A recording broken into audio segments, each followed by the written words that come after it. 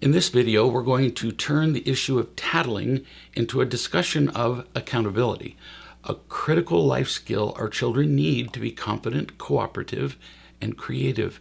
Hit the subscribe button and the bell to get more actionable parenting tips. A mother wrote and said, "My 9-year-old Michael came out of the bathroom this evening and said that Liam, his 7-year-old brother, didn't brush his teeth.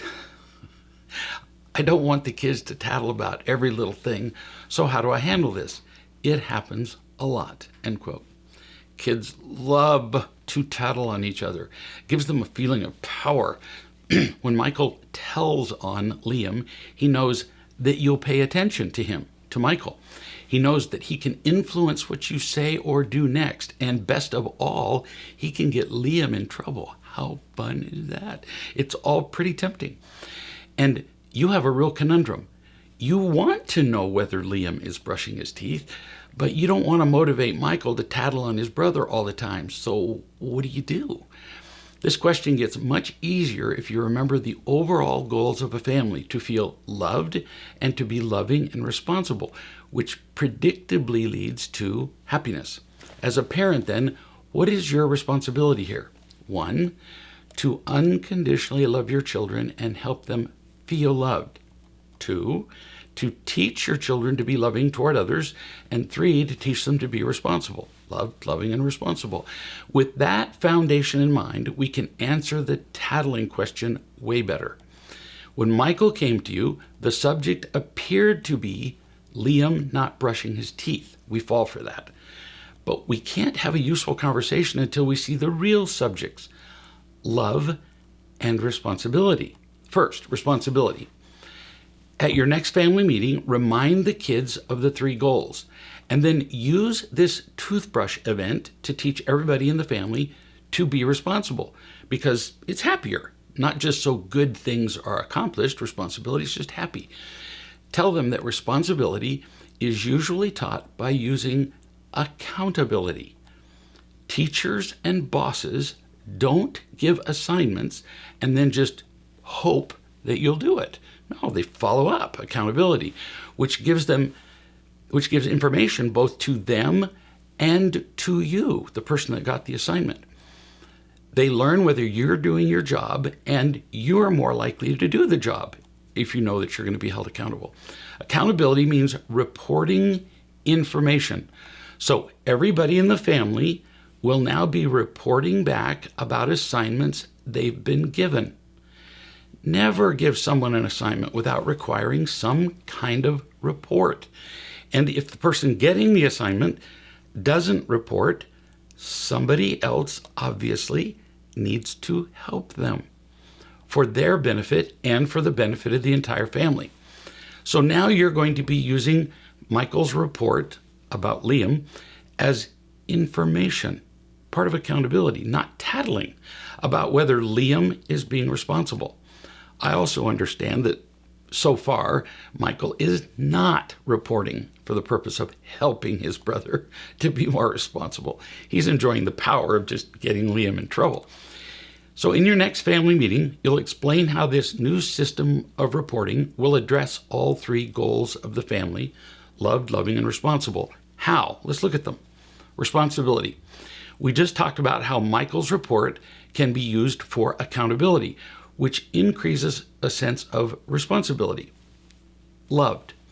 Tell Michael that you know, because he thinks he's getting away with it, that you know he gets a kick out of telling on his brother. As you do this, you have to be the model of peace, relaxed, with no hint of accusation in your voice. He'll be relieved to hear that you understand him, actually, and tell him that you love him even while he's tormenting Liam. If you're relaxed, he'll know you love him. Number 3, loving. Help Michael see that he enjoyed reporting Liam's crime.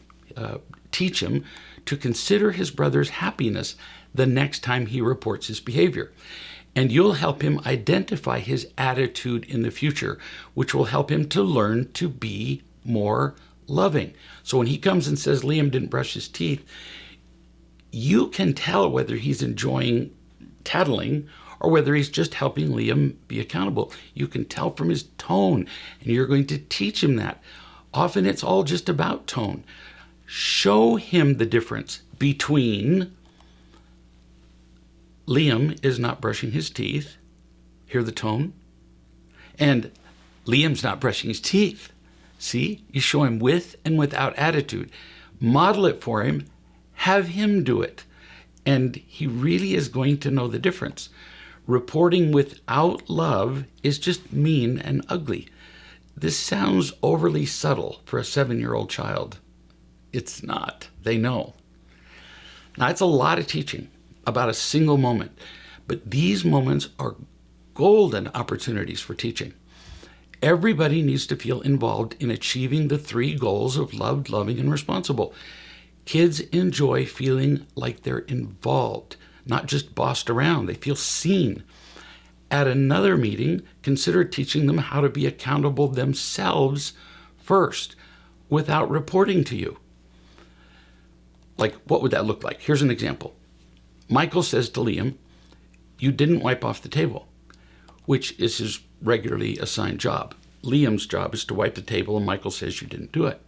Michael is speaking directly to Liam instead of running to you about it. This is teaching them some independence. If Michael speaks kindly and Liam wipes off the table, it's over. There's no crying and whining and tattling, and you don't have to do a lecture. It's just over. Michael is loving, and Liam is responsible. See how cool this is in one sentence?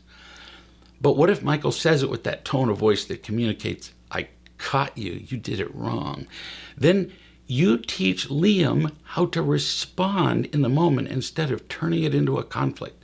You teach Liam to say to Michael, who tells him he did it wrong, "You're right, I didn't finish the job.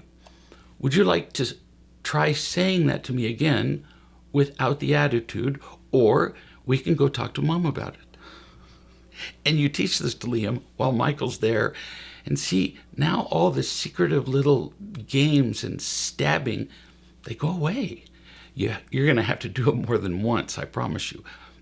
But it's amazing, the results. It takes practice, but it works.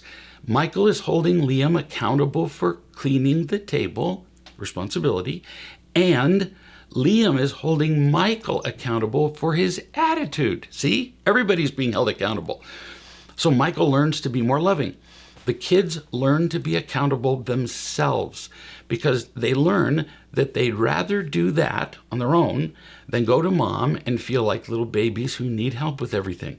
This really does take practice. Many years ago, I was passing by an open door to a room where 2 of my children were talking, and I could hear them arguing about who was wrong. My son finally said, "Never mind, I was wrong." And his sister said, "Well, that's nice of you to say, but I think I was probably more wrong." Well, the argument was over. And one of them said, "That was cool. Better than having Dad work it out for us." I couldn't have been happier for them. If you'd really like to carry this accountability thing to its natural conclusion, Mom, you could tell the kids that they can hold you accountable too. See, the whole family's accountable. This isn't a thing just done to kids. A mother once called me to say that one day, when she'd been irritated, her 4-year-old tugged on her dress and said, "Mom, are you being loving right now?" 4 years old. They understand this. Parental accountability is a great example for the kids, beneficial. We all want to be happy, parents and children.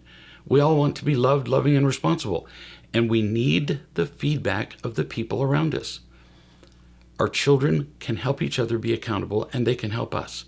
Other people can simply see things we don't. We need each other as we learn and grow.